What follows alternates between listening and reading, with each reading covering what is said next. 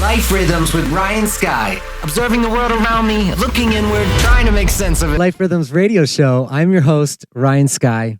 Life Rhythms is a radio show that revolves around my personal growth journey. As a DJ and a producer, I spend a lot of my time observing the world around me, looking inward, trying to make sense of it all. I've been doing it in song form, and now I do it on my radio show. Each episode of Life Rhythms, we feature one guest, one song or album, and I choose topics related to the guest or the album for us to talk about. I'm excited for today because I have here in the studio with me Luciana. Ciao, signor, come stai? Oh, yes. You're like, what is she saying? Exactly. I'm so happy to be here. I'm excited to have you on. For those of you who are new to Luciana, she's a singer, songwriter. You've had 8 Billboard dance number ones. Nine. 9? Yeah, I thought it was 8, but someone said it was 9. I went, oh, okay, thank you. So 9. You collaborated with Tiesto, Hardwell, Fetty Legrand, Will Sparks, Deadmau5. Yes. You've written for Kylie Minogue. Yes, and Britney Spears. Yes. You're, in addition to, you're also dubbed the Queen of Electro. Yes, someone coined that phrase in England. I think you're known for your sassy, edgy vocals, kind of like that shouting style. Yeah, kind of punky. That punk style. Yeah. Right? And you're also an artist. So you do fashion, you do art, you do music, and you have your Punk Street Studios. Yes. Punk Street Studios is where I create all my art pieces, and it's very, very messy in there. It's all dripping in epoxy resin and punk. And you're inspired by Andy Warhol, right? Yes. I am too. Oh, I want to show you this. Oh, show me. I did 2 large 4-foot by 8-foot pieces, one Basquiat and one Andy Warhol, and I exhibited at the Art Basel in Miami, and someone from the Andy Warhol family bought the Andy Warhol piece, and T.I. the rapper, I know, right? And T.I. the rapper bought the Basquiat. So T.I. the rapper's got the Basquiat. Oh, it's just amazing. It's absolutely amazing. Yeah.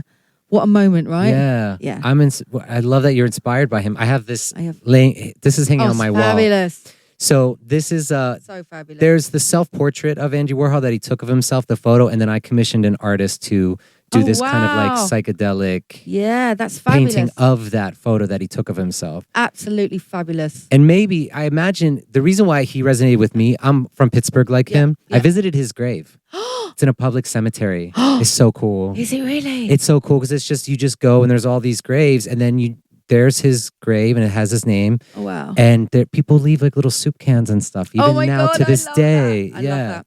I really love his quote, people should fall in love with their eyes closed. Isn't that lovely? Wow, I haven't heard that one. Yeah, people should fall in love with their eyes closed. Yeah, he's a great inspiration because he's like the classic. If you're thinking about like multi-layered creativity, and I do music, art, I don't really do fashion apart from, fucking a t-shirt up and throwing some paint on it. But I've got Jeffrey Bryant making some of my clothes, so that's why that people say about the fashion aspect of me. But a multi-tiered creativity, he is the person who I was because he used to like piss on his paintings, with Basquiat and that whole sort of like that whole fuck you, like, and he was the original stepping outside the box and doing the soup can and pop culture. Well, he wasn't the first, Robert Rauschenberg was, but the point is he was, the initial person to take it to the masses. He really spoke to me because what I loved about him was how he was kind of a joke and ridiculed in the beginning. Yeah. People didn't get his art and he just kept doing it. Yeah. He had a vision and he kept doing it, and he was like, doing it. Yeah, and that spoke to me so deeply. Me too. And gave me courage. Me too. And also, like, he challenged the traditional the artists of the time. It's like, I'm going to do this. This is not what's the norm. Again, this is going against the grain. This is why I love Vivienne Westwood of what she was doing at the time. That's a whole nother conversation. But yeah, so he literally challenged the art of the time, and he really, really inspired, obviously, a whole generation, and obviously us. But to go against the grain at that time was really fucking revolutionary, right? Yes. If you think about putting some soup cans and making 12 of them. It's like, what the fuck? Or Brillo, boxes. It's like, you're amazing. You're absolutely amazing. Yeah. So yeah, he was one of the first to inspire me, and obviously, and like Roy Lichtenstein, Basquiat. I just love Basquiat. There are so many, I can't even think. My brain's going blank. Some of them tortured minds. Yeah, like Rothko. My dad told me to go to the Rothko was at the Tate, and he said to me to go. Did you see the documentary? No, I think new. I think it's new. I just watched it. Well, I saw the one where these particular pieces were created for a restaurant, and he wanted them to all be dimly lit at a certain level, and the restaurant didn't want that because people couldn't see the food. So they decided to not have them in the restaurant, and he was really, really pissed off. So he, so then at the Tate, there's like 7 of these paintings, and they're all dimly lit to the level that he wanted them to be lit at. But when you go up, when you're looking at like a Rothko book, you can't see the layers. When you actually, because he was like really depressed. He was a really depressed man because no one was seeing his art or feeling it. So when you go close to Rothko and you're like, go to the side, you can see all these layers and layers upon layers. And it's like, you can feel like the energy. You had to sit in this room. My dad said to me, just sit. I just sat and I cried. I was like crying of like the sadness. I felt so fucking sad in this room. And that's it. Is that why you say on your website, you talk about your art? You talk about, I want my art to punch you in the face. Yes, to make you smile and to resonate with my rebellious heart. I want you to be uplifted and to feel the rebellious nature in which it was created. Is it because that's what you've experienced with people that inspired you? That's amazing that you just said that, but I didn't make that correlation. Maybe. Yeah. Maybe because I felt something, and it's really funny. My friend has a Rothko, and then he's got a Paul Klee, or actually it's a Mondrian, next to each other. And I said, why have you put those two together? And he said, because one makes you feel and one makes you think. And I thought that was really cool. Wow. Right? Yeah. One makes you feel and one makes you think. I thought, how fucking cool is that? But yeah, I don't know. I'm just inspired by anything that goes against the grain. You know, Vivienne Westwood was the first punk, like when the whole Malcolm McLaren thing, the Sex Pistols. When you think about it, the Sex Pistols were like the first boy band. Yeah, they were, because they were made by Malcolm McLaren. They just happened to be who they were, and totally fuck yous. So, which is amazing. Everything's a bit more sort of ordered now with boy bands, but they were the first boy band to be created by Malcolm McLaren and Vivienne Westwood. And by the way, she did all the work. He was the marketeer. So he did that. She did all like the groundwork of it. But she was like, the whole tabars that she'd made and that the whole punk ethos. It's like, it's very archaic and, that's the thing that resonated with me. Putting the pin through the Queen's head. Oof. Yeah, that's great. That's great. So we're going to take a quick break. Yes. And when we come back, we're going to talk about, we're featuring your song Acid. Oh, fabulous. You're on with Hardwell. Yes. And we're going to talk more about, because you sit at this intersection of punk and dance and culture. Wow. Really, you sit at a lot of intersections right now. I think it's because I've been around so long. And we're going to talk about a lot of intersections. Yes. We're going to talk about the longevity and navigating that and even just approaching life in a way that you're finding success. Yes. I mean, what are some of the other things that we talk about that spoke to you? About what success means to me. Yeah. Success means to me. No, I mean, like, what are some of the things that they're going to hear coming up? Because this is the intro. Okay, so what are the things? What did we speak about? Oh, fucking hell, babe. Okay. We really went there. What did we talk about? There are so many things. We spoke about the moment happened. Oh, I didn't speak about that. Can I just quickly tell you this? Yeah, we have time. So just quickly, when I found out about the track, with Bodyrox was originally a D Ramirez track, okay, and Bodyrox remixed it. But D Ramirez, I said to him when we spoke about the track, how did you come up with this sound? Because he was like the initiator of Electro. This sound was the very first song that was Electro, okay, so this was like the very forefront of it. I said, how did you come up with this sound? And he said, my cat ran across my keyboard and fucked up all the presets. No shit. Yeah. My cat ran across the keyboard and fucked up the presets. He said, and I started playing.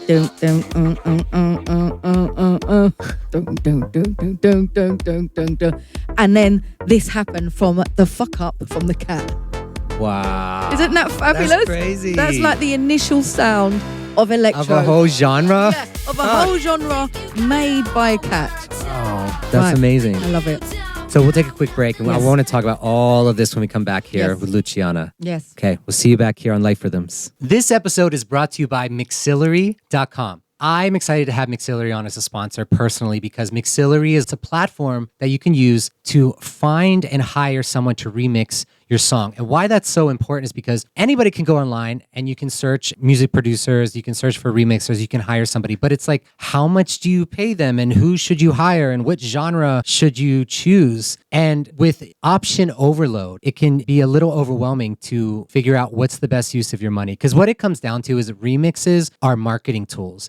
A remix of a record will get that record in front of a larger audience. It will get that record played in venues and areas like the gym or a club or a car or a fitness studio, places that maybe your original song may not be appropriate for. So it is an important marketing tool, but then who remixes it is important because first of all, the quality of the remix, and also maybe they have their own audience that's going to discover this remix. Maybe they have a following. Maybe they have a radio show. Maybe they tour and they'll be playing it out live. These are all sorts of things that are important. So Mixillery is a service that will help match you with the best remixer for your budget. So check out Mixillery.com for more information. Yeah. Who bought these cups? Someone here at Adobe. Let's start there. Somebody here at Adobe. Yeah. I think this might be the most genius cup ever. The only other person I know who has this cup is a friend of mine. I've never seen these anywhere other than here. Do you think that's a wish?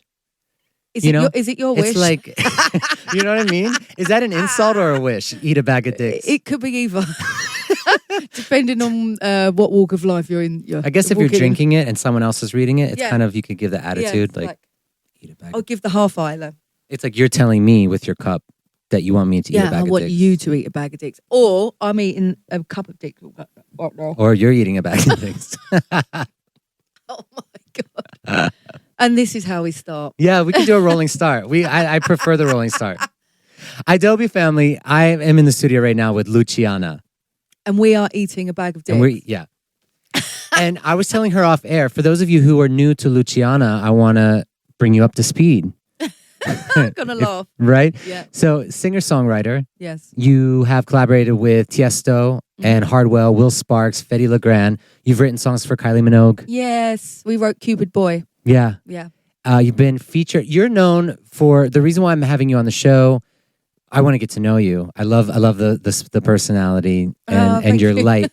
But also, I think the Adobe audience specifically will really enjoy you because yes, you work in the dance space, but you're punk at heart. Yes, I'm a total punk. And you're known for your sassy, your sassy vocals on songs, the attitude, right? Oh my God, thank you very much. You like to fuck shit up. I like to shake shit up, definitely, because otherwise, what's it all about? Yeah, I don't know. I just feel the need to, I think, where does it stem from? It stems from... That's what I want to know. That's why you're here. Is that your question? That's why you're here, darling. I've gone straight into it. Yeah. Well, I mean, do you want to ask that question now? Do you want me to tell you? Yeah, tell. I don't, I've never been put on the spot and asked why, where all this stems from, but I think it's definitely, not wanting to be told. In fact, someone actually did say to me when I was very young, I was questioning something, and he was like an older man, and he said, "Don't you worry your pretty little head." And I thought, I actually will worry my pretty little head. I really do want to ask lots of questions and just, gather information and just say, if that's the norm, then I just want to just sort of go around the norm, throw some paint at it and fuck it up a bit. I don't know why. I just feel the need. From a very young age? Yeah, like when I was 6, I was talking about this with my mum actually. We lived in a block of council flats in Wandsworth in London. And so you have like the communal stairs. I painted the stairs So just think about that. I found a pot of paint and I painted the communal stairs red. Who does that? That's just odd, isn't it? That's an odd thing to do. So those kinds of things, I've always been like that. What was it about the steps that you wanted to paint them? They just looked a bit grey. And I thought, do you know what I'm going to do? I'm going to give a little pop of colour. And that's what so you recognize the way it was maybe affecting you or other people, and that maybe by you doing something to it, you could have some sort of impact? No, I don't know. Or was it more about just fucking it up? Or was it like for your own thing? Like, yeah, I just want to feel better when I'm in this space, so I'm going to just... I love that question. A really good question, a very deep question on something that I've never really thought about. I think, no, not to have an impact. I don't think I do it for that. I think I do it because I feel a bit bored by something that's looking a bit sort of drab. So you're like, I just want to pop a bit of colour on it. It's really that simple. Yeah. When you're a kid, you're not thinking existentially. Yeah, you're not thinking existentially. It's subconscious. At all. But now we're just kind of analysing, like, I wonder what was the motivation behind it. Yeah, and I think maybe that's where it stems from, just like the motivation of wanting to not be inside a box. I think part of it is like I was always, gonna do just okay at school. And I think that was like, because I was always slightly left of centre, she's going to be a bit more artsy, but she's only going to be okay academically. So I worked my bollocks off, as we say in London, to do really well in school because it wasn't expected of me. Do you know what I mean? So I'm like, I want to be the best that I can be, and I don't want not to be detrimental to your health and mental health, but to do the best that I can do on that day, and that's it. That's it. So I want to prove myself to myself. So, and I got really good grades, but I had to work really, really hard to get them. Okay. Yeah. And your dad was an artist, is an artist, right? Yes. Three-dimensional woodscapes. Yeah. Oh my God, I love you. I want to give you a cuddle right now. Yes, he's does three-dimensional woodscapes, and he was the one, and he's a carpenter, and he came over from Naples and used to get on the tube with a three-piece suit on, and he's trained to be a lawyer, a beautiful, like, elegant man with an education, and comes to England, falls in love with my mum, who's from London, lives in London, and is like, well, I can't get a job, being a lawyer, so I'm going to do carpentry, and used to go to work in the three-piece suit, and then he's the one who said to me that I should be an artist. And I was about to study art when I was 18, when I was just leaving school. But I got a record deal, so I didn't go to the Putney School of Art. But I have Putney. I have Putney down. I have it down. You was in that, yeah. I used to walk past Putney School of Art and think, I'm going to go in there one day. I'm going to do it. And then there was a part of me that was like, if I do that, I'm going to be eating beans and have no money. But I'm like, I'm going to do it. I'm going to do it. And then I got the record deal. So, because what would you have done otherwise, other than art? I mean, was that like your only thing? This is the thing. Like I was 15 and I was in a soul band doing backing vocals. So I was a bit good at a lot of things, but I wasn't great. I was just okay. I could get by because I was a bit cheeky. Do you know what I mean? I could sing a bit. I could do a bit of art. I could do a bit of photography. I was just all right. And you're outgoing. And I'm outgoing, and I lead with confidence, even though inside I'm not. Well, not now, but back then. Yeah. I am now. Now I'm like, it's cool. But when you're back then, you're just sort of like, doing the whole bravado thing, aren't you? When you're 15, you don't quite know. You don't like my husband is like an exceptional singer. So when he sings, it's like him breathing. So he always had that. So I never had that. So I always had to work really, really hard at anything I've wanted to achieve. So I don't know what I'm talking about. I've lost the plot. What am I saying now? I was asking you about art. Is that always what you were going to do, or what else would you have done? So that's it. So that's always what I was going to do, but I could sing a bit. Yeah. So when I was 15, I joined a soul band doing my backing vocals. Chain, chain, chain, chain of fools. So I did all of that. And was this the Luciana vocals or the Isha Coco vocal style? Oh, the Isha Coco. Isha Coco. That's so funny. Because you've really done your research. Yeah. Okay, so first of all, Isha Coco is a thing we say in London, which means, oh, I don't think so. Like, I should think so.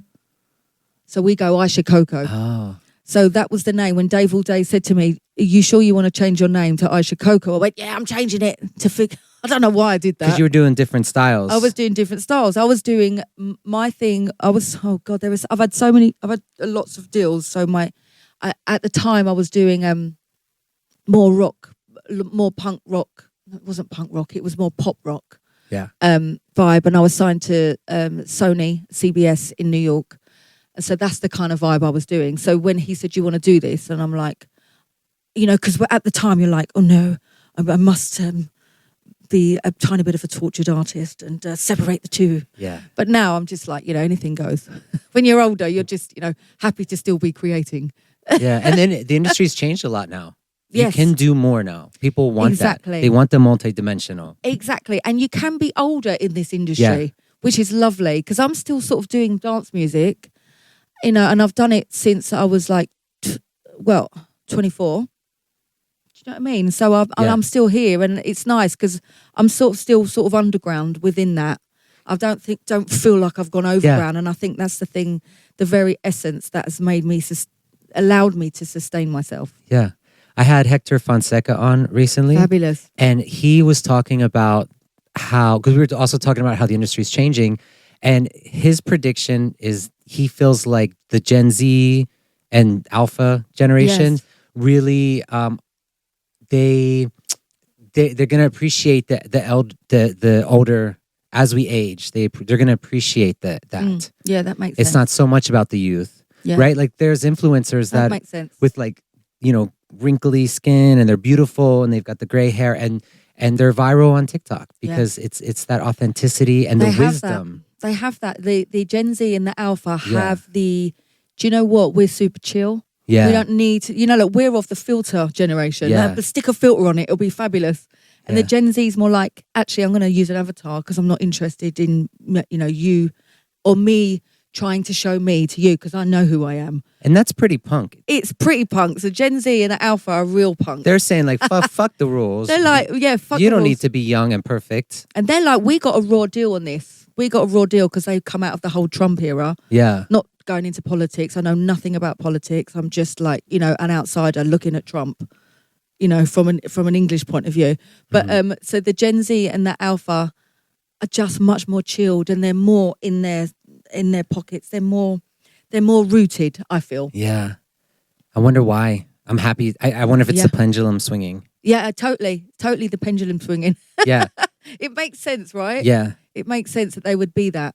And I love the fact that they're just not as, look at me. They're more like, yeah, I'm chill. I am me. This is who I am. Yeah. I'm totally cool with it. If you get my vibe, great. If you don't, that's cool too. Yeah. Isn't that great? It is great. That is punk. It is punk. I'm wondering the years that you've been doing this, your career, before the pendulum swung this way, you were dealing with other narratives about age and ages. I thought I'd be like done now. Yeah. And I'm here having an interview with you. Yeah. With some new stuff happening, so that's great. Yeah, and I want to talk about that. Yeah. But I'm curious, these years when you were dealing with other narratives, how did you deal with those narratives and keep going and keep pursuing what you wanted to pursue really in spite of what people asked or said about? Yeah, it's really interesting because there was a period where I was actually very disillusioned with the music industry. And that's why I pursued my art. Because I was like, this just all feels very difficult. I don't know why. But then it was every time I sort of separated myself from music, I'd be like, no, I'm not doing it anymore. It's making me too unhappy. Yeah. And then I would go and do my art and then something would bring me back into music. So for some reason, it's always correlated alongside my art. I don't even know. And so this is why, and I've always had like art exhibitions on and off, but then just as I was just about to go more into the art, the music brought me back in again. Like something would happen. Something would happen. Even like the Hardwell track now, it's like, oh, okay, Yeah. It's great. And I was just about to have an art exhibition and I was just about to release all these pieces and, make all this stuff happen. Then all this stuff happened again with music. And I'm like, thank you. That's like the universe going, no, just wait a minute. Yeah. So it's nice. And we're featuring the Hardwell track you're on. I love it. Acid. Yeah. That we're playing clips of it throughout this. Love that. People are hearing that. it. We love Robert. And you collaborated with Hardwell in the past, and then Yes. now this is a Yeah, happening. So how did this happen again? Well, obviously, I'm so in this music industry that I'm now back in fashion, right? So I see. yes, Yeah. it goes in a 15-year cycle. So now I'm back in fashion, electro, and actually now it's just coming through past electro. But so yeah happened when I was 30. And it happened just after I was about to stop music. I'm like, no, I'm not doing it anymore. Then that happened. Okay, so the electro sound happened in Europe. The yeah track was huge, blah, blah, blah. Then now 15 years later, the acid sound happened just after electro, which is when he called me, Hardwell, and said, do you want to jump on this track? Because of, all the style that I am, basically, which is that, talking, shouting, punk feel that, when you listen to the tracks that are out now, it's very current, isn't it? My sound seems to be very current. So he was like, yeah, I'm going to call Luciana. And I'm like, oh, hello, how are you? Yeah. Haven't spoken to you since Arcadia. So that was just lovely. It was a lovely, lovely moment. Really nice moment. And he's just super kind and just a really, a peaceful being. Very, very much all about music and not ego, just like, let's get this done. And, and then it happened. And it's been going great. This is interesting to me. When throughout your career, these various ups and downs and ins and outs that you have, and it seems to me like you pay attention to the signs around you, right? Yeah. Did you ever have a period where you were trying to force things to happen and then you kind of had to surrender? Yes. Yeah. That was then. I was like, so throughout my 20s, so just to recap, so in the soul band when I'm 15, I'm going to go to Putney Art School. Doesn't happen because I got a record deal with Chrysalis. I'm 18. I can't really sing that well. I don't quite know how I've managed to get this deal. But I do this record with Anne Dudley, who's Art of Noise. She's like fucking massive. She's major. I get onto this TV show called Anna Lee. We write the music together. I'm in the studio with Anna Lee writing the music. And I'm thinking, I don't really know what I'm doing. I didn't even have any vibrato then. So I don't quite know. But I could write, and I'm a hard worker. I don't know what it is, but it happened. And, so the deal happened. And I'm like, wow, this is the universe. Thank you, universe. And then it didn't, right? And then it's totally fucked up. So now I'm 21 and I'm crying like, my life's over. Oh my God, my life's over.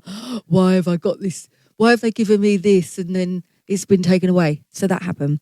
So then I got another deal when I was 25, crying in between, right? So, and I'm like 3 years crying in between. And this is what you're saying about when you're trying too hard. Yes. And this is what happened throughout my 20s. I felt like I'd been given this gift and I wasn't able to use it because I'd had these record deals. I'd had 5 record deals by the time I was 30, big record deals. And they all failed.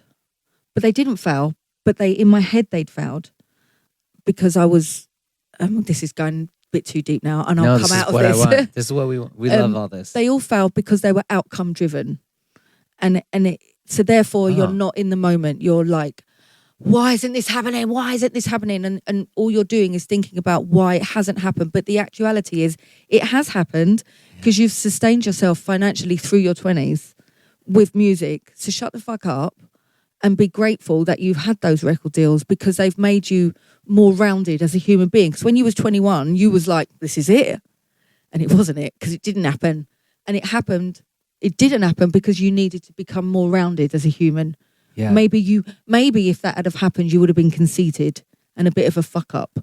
Do you know what I mean? Yeah. So these are all the life lessons that you have. So throughout my 20s, I was totally what you just said, which was this holding on too tight to this dream. It can't breathe. It can't breathe. And then you let it go. And then I was like, right, I'm going to do my art. Get it away. I'm not going to do it. It's making me too unhappy. So then I had an art exhibition in Soho in London and I sold out. And I'm like, great. This is what I'm going to do. So I started eating cakes. All the things you do when you've got record deals when you can't eat. And you're like, I got to be skinny, all that crap. So I started eating. I was really happy. I was drinking my tea, having ice cream. I was creating all these pieces. Then when I was 30, Dee Ramirez, who did the track Yeah Yeah, said, do you want to jump on this track? And this is now Bodyrox and Dee Ramirez, and it was an instrumental. And I'll tell you the story of it because it's actually a really brilliant story.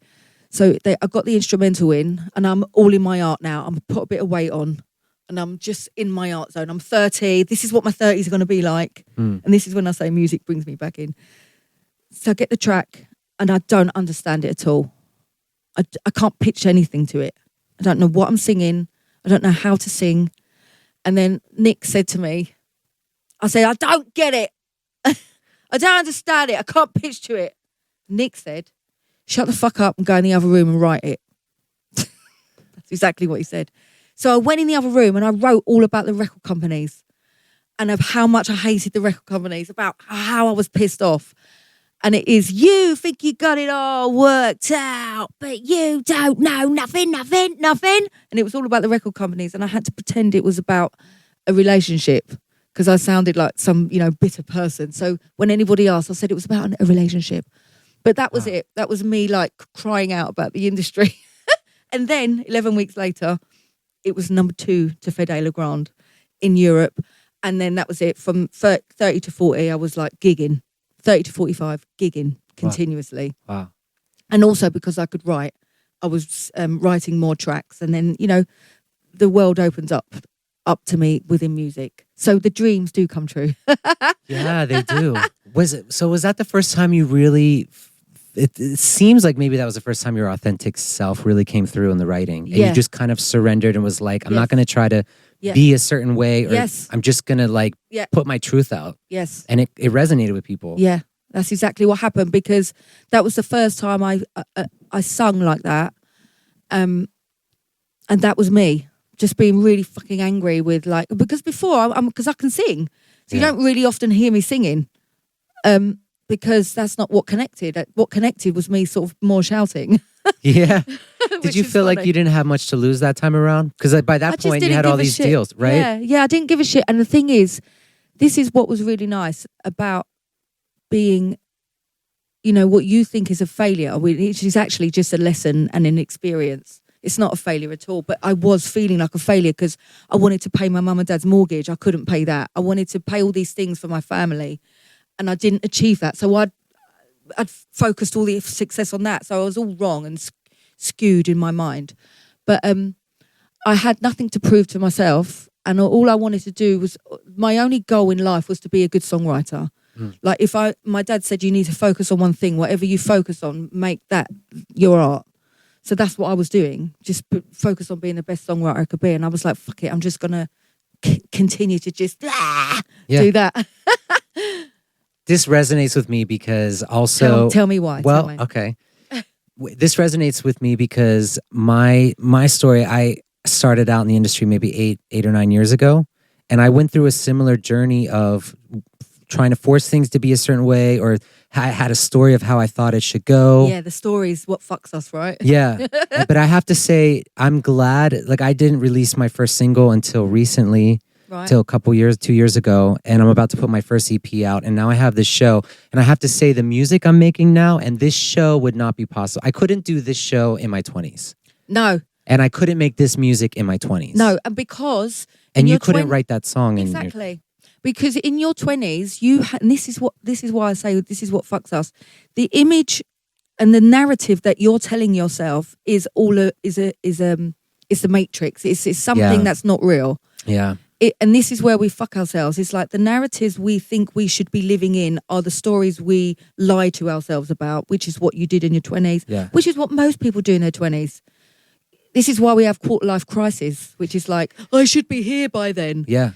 We fuck ourselves in our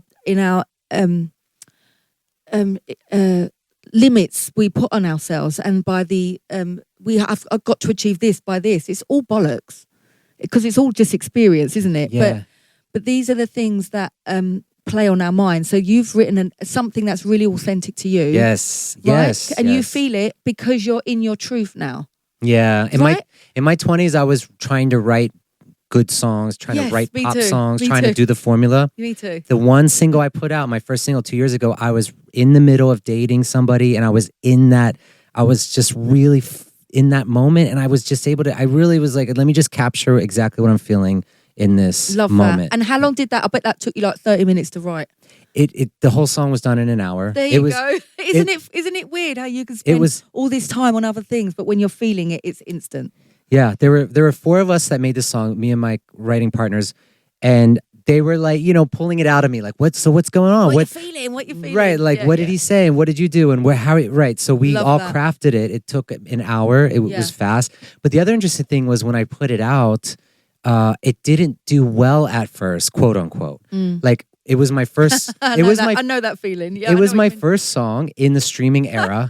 So my first time putting it out and then being able to look at the streaming numbers. And for the first several months, it was doing like 20 plays a day. And I was bummed because I'm like, this is a great song. This. That's exactly what happens to me, where you go, this song's brilliant. Yeah. This should be, and then it doesn't. Yeah. And that's a part of the reason you get disillusioned with the industry, because it's like, what's really good is not resonating. Right. And what's just okay resonates. I don't understand it, but you're right. And carry on. The cool thing that I got to experience that. It was slow in the beginning, and I was like, I was bummed because I was like, I just really wish the world could have this song, and I feel like people aren't going to hear it. But I accepted it. But then you know what happened over 2 years? Wait. When you accepted it, I let go. You let go, and then probably came back to you. It organically grew. There you go. But then isn't it weird? Okay, because this is what I think, this is where we fuck ourselves again. So you fucked yourself, and I fucked myself, and a lot of people do, with the frequency that we're putting out. Yeah. Right? So you had the frequency of coming from lack and fear. Yeah. And then as soon as you let that go, it came organically. It did. And this is where we're at now. Yeah. Right? It's cool because now your EP's coming out. Yeah. The song now is doing like 10,000 plays a day. That's amazing. But it's, I'm shaking his head. Yeah. It's at almost 4 million streams. But it's all organic. That it didn't is get incredible. it didn't get like a sync or go viral somewhere. It didn't get like a spike somewhere. It just literally over the past 2 years, it just slowly people heard the song and that is incredible. And saved it to their playlist. And then Spotify pays attention. Yeah, into the algorithm. Enough, and eventually the algorithm picked up on it. It took a while. And then how do you feel about this now? I'm so encouraged, because actually I was considering retiring. Oh my God, you sound like me. This is actually interesting, yeah.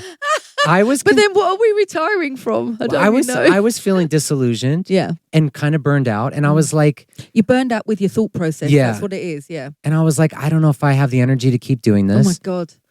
Then I prayed to God and the universe, and I was like, I need a sign. I was like, I need to know, like, if you really want me to stay on this path, like, give me something. Make it obvious. And then the song started to pick up speed. And that's another thing, just going to what you've just said there, the fact that you had specificity in your question. You went, give me a sign, and it needs to be obvious. Yeah. Okay, so you specifically asked for that, and it naturally started to grow. Because I was like, I'm willing to walk away and do something else if that's what you want from me. But if you want me on this path, like, I need it. I need to know. It needs to be obvious. And then the song grew so much that it got to the point where I realized if I walk away, my story to myself later in life would be, I put out one song. Yeah. It got millions of streams and I didn't follow it up with anything. Yeah. I didn't put anything else out. I just retired. You would be so pissed off with yourself. I would just have so much regret. Yeah. So I was like, the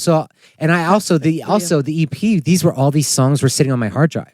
So that was also part of the story. So tell me how you put your EP out. How did you do it? Well, I haven't put it out yet. Okay, so but that was part of the story. Was like, okay, you walked away and you had all these unfinished songs you never finished and put out, and So I was like, I'm at least gonna finish these songs and I'm gonna put them out, and they can do what they can do. But I just want to have peace of mind. I love that, and that's what it's all about, right? It's about, am I going to be pissed off with myself because I felt tired, or because the industry's not understanding me? Or it's like, shut up, fucking put it out and don't worry about it. Yeah. Right? Yeah. So well done you for not listening to the narrative that you'd created in your mind And well done you for stepping outside of that box that you put yourself in.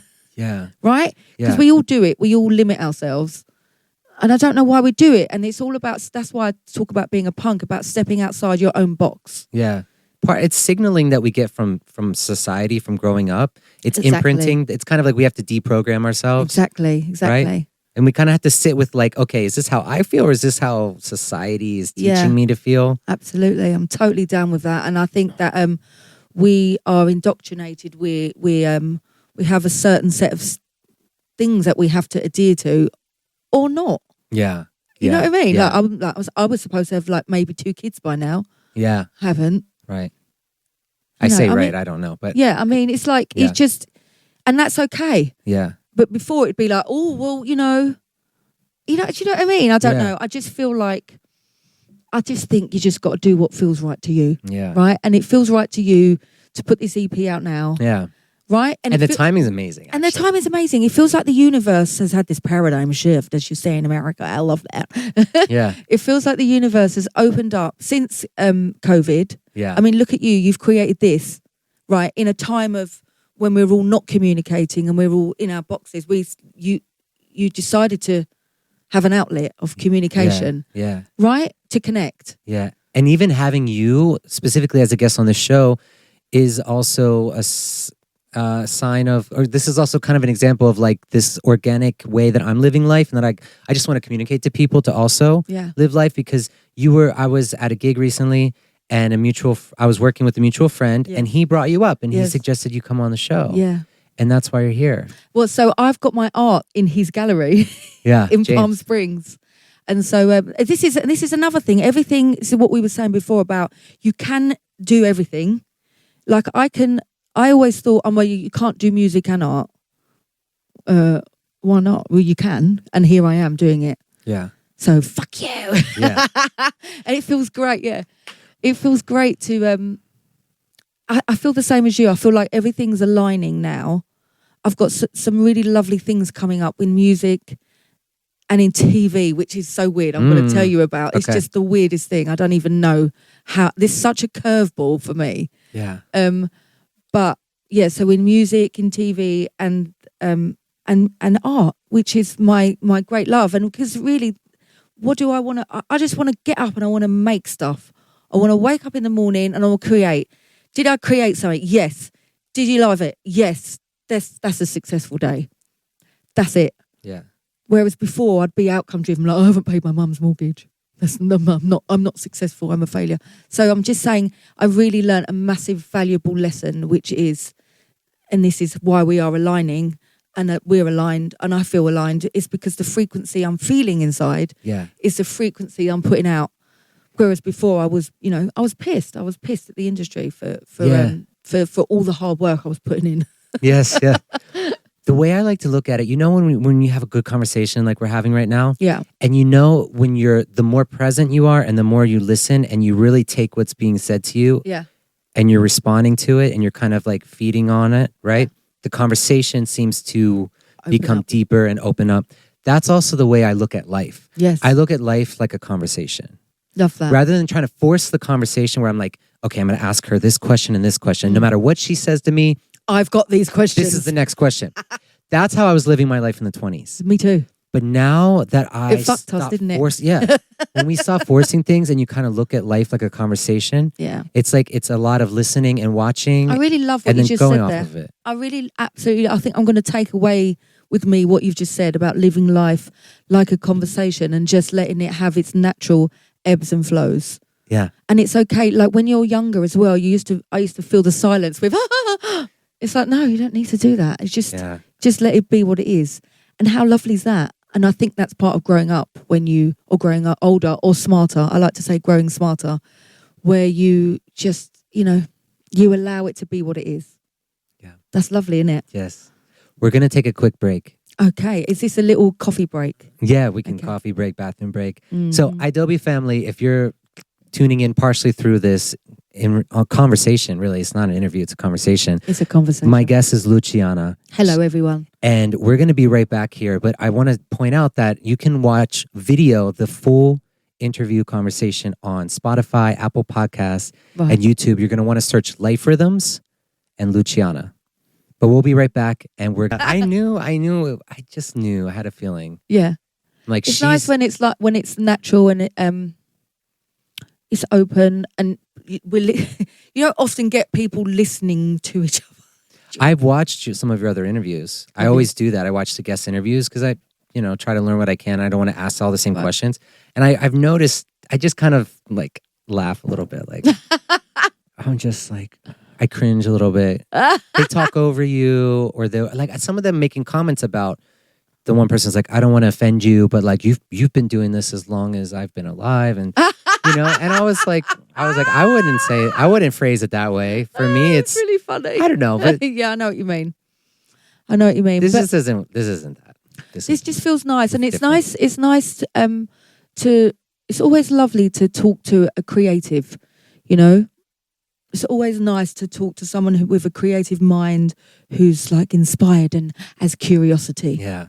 Because I think life is about. This is why it's important to remain young, to remain curious. Do you know what I mean? Young of mind, to always be inspired. Yeah. And I think we've got over our, narrative and the heaviness that you feel in your 20s, and now we can, reignite ourselves. Yeah, and I that's important for me to get that into the show as much as I can with as many guests as I can, because I really want this message to get out to people. Yeah. Yeah, definitely. Yeah. Well, you're lovely. You are too. Yeah. Isn't it amazing how we adapt as well? Because I was just thinking about how I never saw myself as a host. Yeah. It was the idea was planted, and then I pursued it. But something in you, it connected with you. Okay. Do you know what I mean? Something in your belly went, actually, that feels like that's something I could do. Mm-hmm. When are we recording? Yeah, we're recording. Okay, so when this is quite a good story. When the girl who wrote "We Run the Night," we did a track with her, and she said to me, "Why are you not DJing?" This is when I was really disillusioned with music, and we did a session together. I went, "Oh, let's do this in a few hours." It was really bad, wasn't into the art of it or anything. And she was just so lovely. She said, "Why are you not DJing?" And I went, "What do you mean?" She went, "Well, you see Tiesto or Hardwell or Bassjackers or whoever it is doing a show in front of 80,000 people, and you're not there doing it. Why are you not DJing?" And in that moment, when you have a physical reaction, that's what happened. I had a physical reaction. My body went hot, and my heart dropped into my stomach. In that moment, I hated her because I knew she was right. Yeah. And I said to her, "I hate you right now." She said, "Why?" I went, "Because now I know I have to do that. I have to do that because I've had this physical reaction, and if I don't do it, I'm denying myself, and I know that I have to do it, and I'm really pissed off because now I've got to learn to DJ." You can't unknow that. I can't unknow that. And what's really funny, that I learned to DJ, and I'm like, "Luch, there is nothing you cannot do. You can do anything you put your mind." This is what I say to myself before I know something's going to be hard. You can do anything you put your mind to. You can do anything. You can do anything. You can do anything. So I learned to DJ, and I set myself a goal. I'm going to learn to DJ in 3 months. I mean, who am I? I don't know what I'm saying to myself. I'm like, right, I'm going to do this, and that's my deadline. And because you're self-employed, you set those deadlines. So I set my deadline of 3 months. 2 months into me learning, there's an agent in Mexico who said, "Do you want to do a gig on New Year's Eve in Mexico, DJ?" And I went, "Yeah, great." And I'm still shitting myself. And he said, "It's in front of 10,000 people." He went, "You DJ before?" And I went, "Yeah, I used to do it in London." Honestly, I just obviously totally lied my way into this. "You sure you done DJing?" "Yeah, I used to DJ in London, not a problem." And I'm still I haven't even worked out, so I don't really know what I'm doing. But I know I'm not going to let myself down, and I will fucking nail this. So I get to the gig, I do an hour's DJ set and singing. Damn. right? In front of 10,000 people. I want you to picture that. This is my first DJ gig, New Year's Eve. Don't fuck it up. So as RuPaul says, don't fuck it up. So I'm just saying, it's like we can put anything we say we can do, we can put our minds to. And that's what I talk about when I talk about being a punk. Like, live outside the box that you created. Say fuck it and do it anyway. I have your manifesto here. Oh my God. Do you want to read it? Yeah, you read it. Do you know it? No, I can't. Do you want me to put my glasses on? Yeah, let me read it. So I wrote this manifesto when this was just the beginning phase of, okay, so when you have those wake up moments where you go, oh my God, I just woke up in life. This is what happened to me when I was in the Isle of Wight in England. I'm at my mum's house, my mum and dad's house.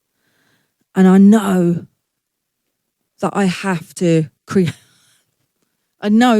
create 12 pop-art pieces and 12 abstracts. And I know that I have to make these frames myself.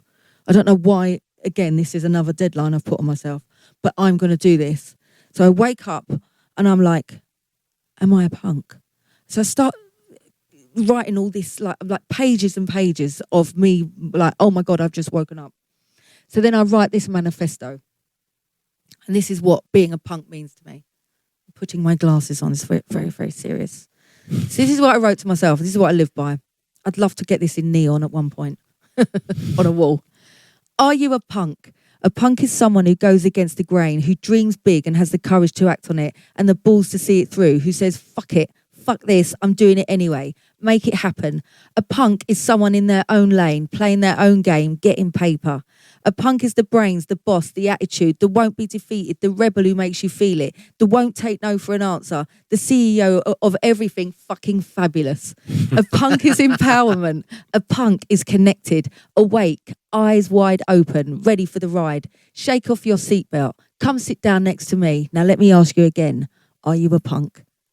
Wow. Right? That's on your website. That's on my website. And I wrote that to myself and I'm like, yes! Shake off your seatbelt. Come and sit next to me. Fuck it. Do it anyway. And so then, that's what I'm saying. Like, who am I? I can't make a frame. I don't know how to make a fucking 4 foot by 8 foot frame. But then I keep thinking to myself, Luch, you can do anything. There is nothing you cannot do. There is nothing you cannot do. Just if you want to do this, the only thing that's stopping you is your mind. Yeah. That's it. So I'm like, I can do anything I'll set my mind to. And then, sometimes I can't. Sometimes I try and do my own marketing and I'm shit. And then I'm like, no, you can do this. And then I'll get up at 5 a.m. in the morning to go, right, you're going to put the hours in. And I'll put the hours in. And then I realise after 3 weeks of getting up at 5 a.m. to put the hours into me working out how to do marketing, that I'm not that person.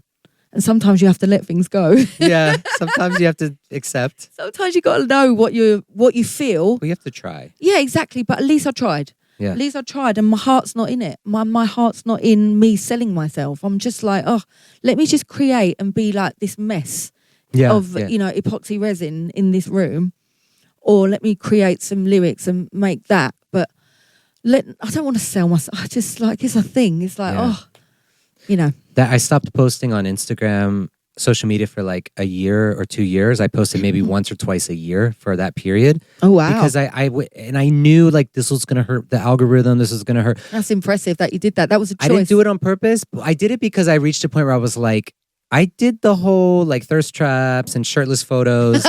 I did this shirtless DJ photos. Yeah. And then I got to a point where I was like, I don't want to do that anymore. Yeah. And I was like, I'm not going to post until I have something to say. This is before the show. That's impressive. So I just didn't post because I didn't feel like I had anything to say. Do you know I what? knew I would someday. Universally, and now I do. Maybe it was setting you up for, you'd taken that time away.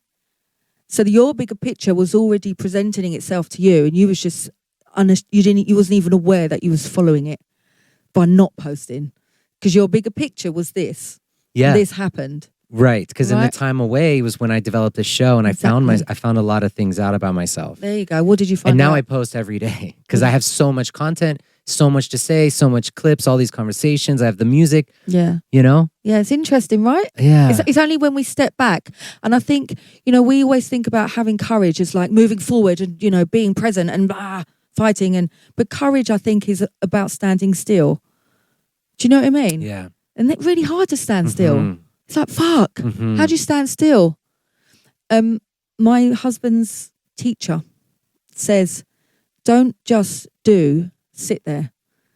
Instead of saying, don't just sit there, do, he says, don't just do, sit there. And it's like, how do you sit there? And how amazing is that to just sit there and be present in your feelings?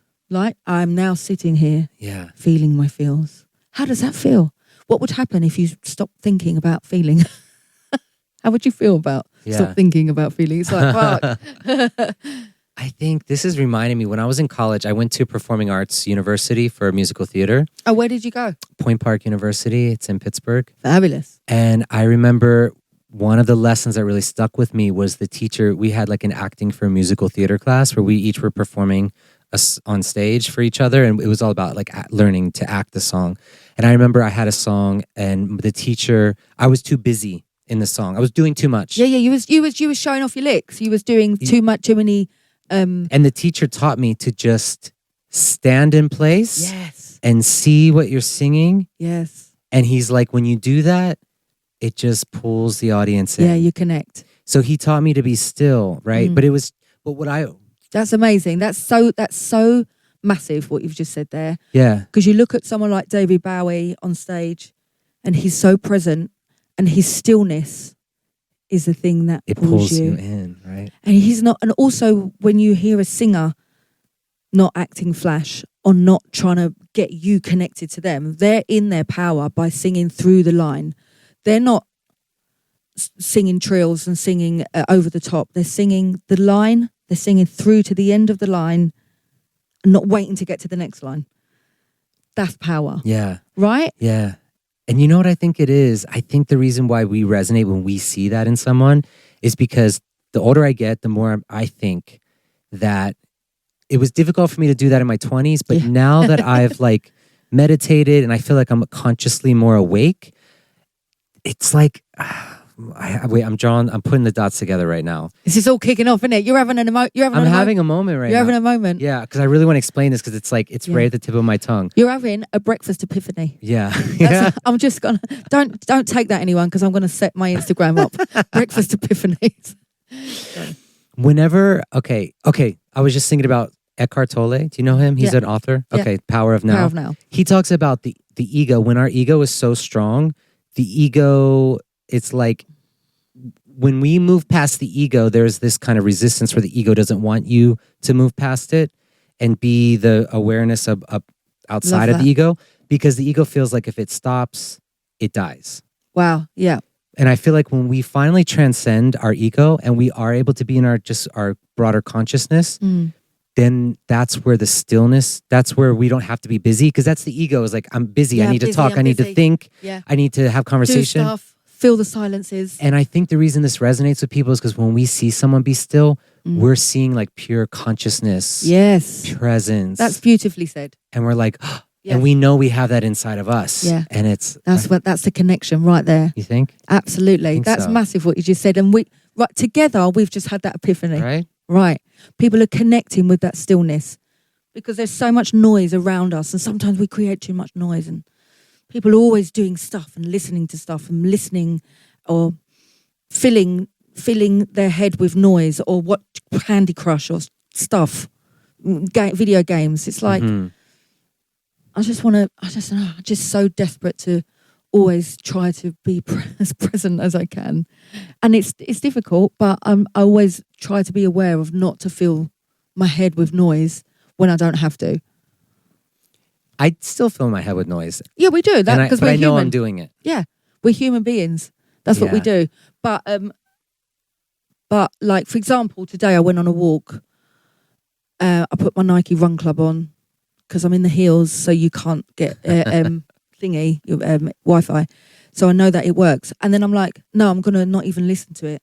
So I was walking, and then you have that meditative state, don't you, when you're walking, when you're just letting your thoughts roam and life is happening. And then, that's when things come through to you, right? Thoughts that you wouldn't have allowed happen if you was listening to techno music. Yes. You know what I mean, though, don't you? Yeah, I drive in silence. I do my best thinking. Me too. I don't listen to anything. I love that. You have to say, I totally drive in silence. I love it. Or if I put something on, I'll put it on for like 2 minutes and I'll go, that was great. And then I'll carry on driving in silence. Yeah. It kind of wears, I needed like space from it. Yeah. I don't need the extra noise. And then I see interviews of people, like I saw Pharrell in an interview, and I've heard other people say this, that like when they're in their shower, that's when song ideas come to them. When they're in the shower. Love that. Or when they're driving, when they're in silence. Yeah. It totally, when you're in silence, is what were you saying about connected to your higher consciousness? It's like when you're in your silence, that's when it comes to you. Like things bubble up. Yeah. That's why I knew, or when you have that physical reaction of when the girl said, you know, you need to do DJing, right? So have you ever had a physical reaction to something that you knew you needed to do?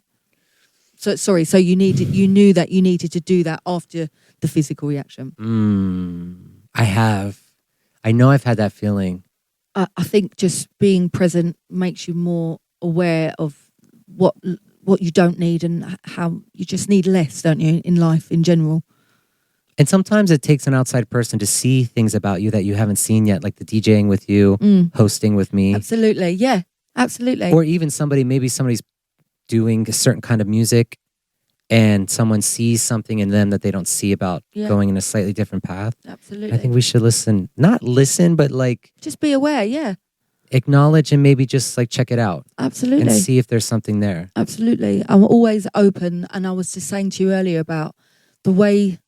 There's a quote from Franz Kafka that says, anybody who has the ability to stay young can never grow old. Or something like that. And in essence of remaining curious. Yeah. Right. To always have, when you're young, you have that curiosity, don't you? And that excitement. I always want to try to have that. And that's what happened when I wasn't into music anymore. I stopped having that. And so therefore my frequency was that. Right. Which is probably why things were intermittent and coming to me. But it always kept pulling me back in. You had said about how you were able to say to yourself, no, whatever you put your mind to, you're able to do it. And I was thinking when you said that about that, you also must have up to that point you must have proven that to yourself. Yes. Through experience. And I just wanted to point out that it's important that it's like for us to believe, for you to believe that you can do anything you put your mind to, you have to actually witness yourself taking on various roles and projects for the first time and watch yourself say you're going to do something and do it. And then you say you're going to do something and then you do it. And also at the beginning of when you're just about to transition, you're like, okay, you've just put out there to yourself, not to anyone else. You don't need to impress anyone else. It's just for you. You just need to do what you've set out to do. You've said to yourself, you're going to create 12 pop icons. And you're going to create 12 abstracts. First of all, who the fuck do you think you are saying that to yourself? But you're going to do it because you've said you're going to do it. So when you're at the beginning of that transition, it's always like, oh my God. Oh my God, I've got to do this. Yeah. And so then you're in it, you're making the frames. I mean, I'm like on YouTube, like, I can do this. And I did it all. And that's great. And then right at the end of it, you're like, yeah, I did that. I'm so proud of myself because I set the goals. And I achieved the goals. That's why I would get really pissed off with myself about the marketing, because it's like I can't seem to get to grips with this ROI, how to do. I just can't seem to do it. But I'm in my flow whenever I'm creating. So, but then it's like sometimes you just got to let things go. Yeah. Right. Yeah. That one I can't finish, then that's okay. What was it about you that resonated to the concept of punk? And the reason I ask is because for me, being gay as a child, I was automatically punk. Yeah. Because you're from a small town.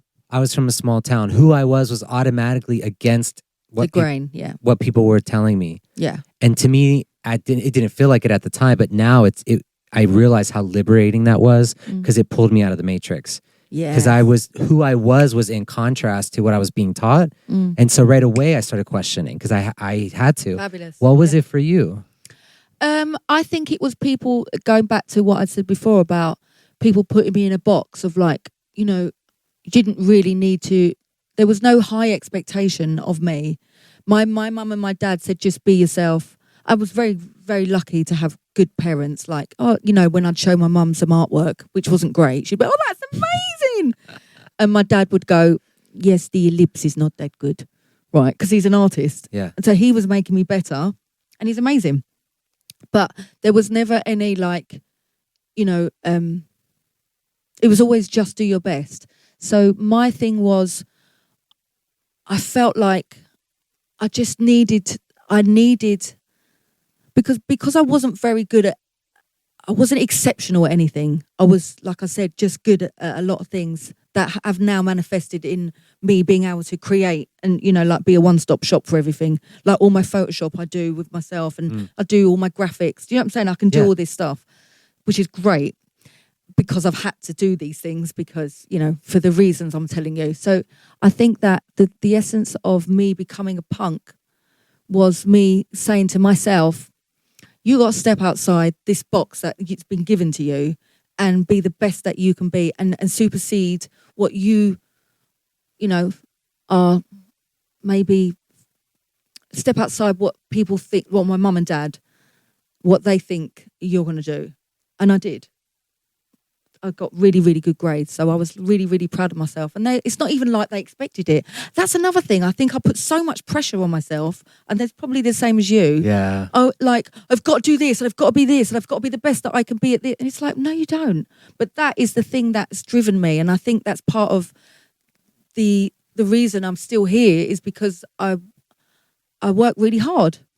Yeah. Do you know what I mean? Yeah. So it's part of me saying to myself, you need to be the best you can be for yourself, only for yourself. It's never for anyone else, apart from my mum and dad to start with. But when you become an adult, that's indoctrinated in you to work hard. So I think that is being a punk to me, which is like stepping outside your own. That's the main essence. I think what I'm trying to say is like stepping outside your own box, and it wasn't expected of me. So. Do you know what I mean? I just wanted to prove to myself that I could be a better version of myself. With a healthy pressure. Yes. Because I do put that on myself. And I didn't I didn't think it was healthy at the time, actually. I worked too hard. I always worked too hard. But now I'm like sort of chilling out a bit more because I'm more aligned. I had to learn, like, sometimes my ambition gets the best of me. Me too. To the point where, like, I'm like, I'm good now with not annoying people. You know what I mean? I've had my moments where, like, I just want things to go so well that, so like, what does that mean when you say you annoyed people? Following up too much, or being maybe like how I'm wording things about wanting something to happen. Yeah, but it's just like social stuff. I would be exactly the same. You know? I'm exactly the same as that. And Nick... Especially out here, because I have a New York work ethic, because I lived in New York there you go.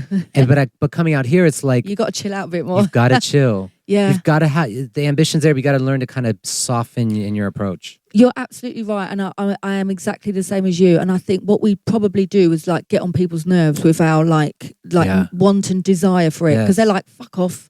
We don't have the same want and desire that you do. Yeah. But also, I will say here, there is such a massive work ethic. You know what I mean? We just work continuously in LA. Like, you were working on Saturday and Sunday. And in England... Today's a holiday. It's Monday, but it's a holiday. Yeah. Is it? What holiday is it? I don't know. National... Oh, you know what it is today? What? I remember... It's not coming up here, but I remember just seeing it. What is it? Today is like National Indigenous People Day. Yes! That's what it is. It's National Indigenous People Day. And tomorrow is World Day. Or something like that. World Day? World Day. What's World Day? Like No, tomorrow is something to do with the world. Like Earth Day? No, I don't know. We'll have a look in a minute. But yeah, National National Indigenous People Day. Oh my God. That's fun. Yes. So happy National Indigenous Day. Yeah. What were you going to say? You have some new things because we're coming to the end of the show. Okay, cool. I have time. I'll tell you what I've got now. So here we go. So I go to RuPaul's Drag Con. Yeah. In my straw dress. Do you know the straw dress? No. Oh my God, you've got to see that. You've got to put a picture of the straw dress up. Okay. So the straw dress is made out of 1,000 drinking straws. Jeffrey Bryant does all of the Pet Shop Boys and Duran Duran. So my husband was on tour with the Pet Shop Boys. I don't see it. Yeah, it will come up. He's on tour with the Pet Shop Boys, and Nick, he's got his gold chaps on with a gold cowboy hat. It's fabulous. And Nick says, you've got to come backstage, meet Neil Tennant, and you've also got to meet Jeffrey Bryant, who's mad and fabulous, and he does all the styling and makes everything for Pet Shop Boys. So I go backstage and I see Neil Tennant in this dress, and it's a top, a black drinking straws. And it's just this piece of art. It's like wearing a piece of art. And then I'm talking to Jeffrey, who's this mad Welshman. Now, Jeffrey is an original punk, right, from back in the day. So, and I've got all the punk books, like the Steve Strange and the whole Blitz Kids, right? This is like a whole era, new romantics, post-punk. It's like everything I'm like into. And he's an original punk kid. So I meet him, I'm like, oh my God. And then I say to him, I get to know him, and we're in love with each other. We're just totally falling in love with each other. And then I said to him one day, if you don't make me one of those straw dresses, straw tops, I'm gonna throw a shit fit. So anyway, he makes me this straw dress. Now this straw dress is like got a life of its own. It's become like this iconic piece of art that I've worn. And I've got a rest in peace now because she's been bored to death. So she needs to just be done. So I wear it to DragCon. She has some miles on her. She's got some miles on it. It's done. It's over. But it should be up in a museum. In fact, it was going to this French fashion museum. But anyway, I'm digressing. So I go to DragCon. Sasha Colby wins RuPaul's Drag Race.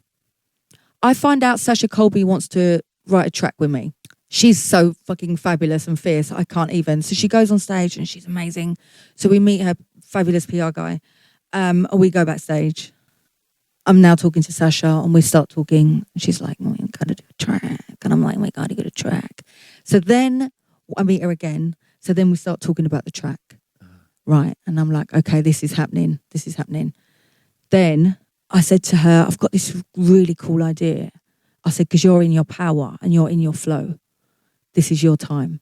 She's like, yeah, I'm gliding right now. I'm like, yeah. So I said, I got this idea and I've got, I am power, power, power, power. The queen is in her tower. Louder, I get louder.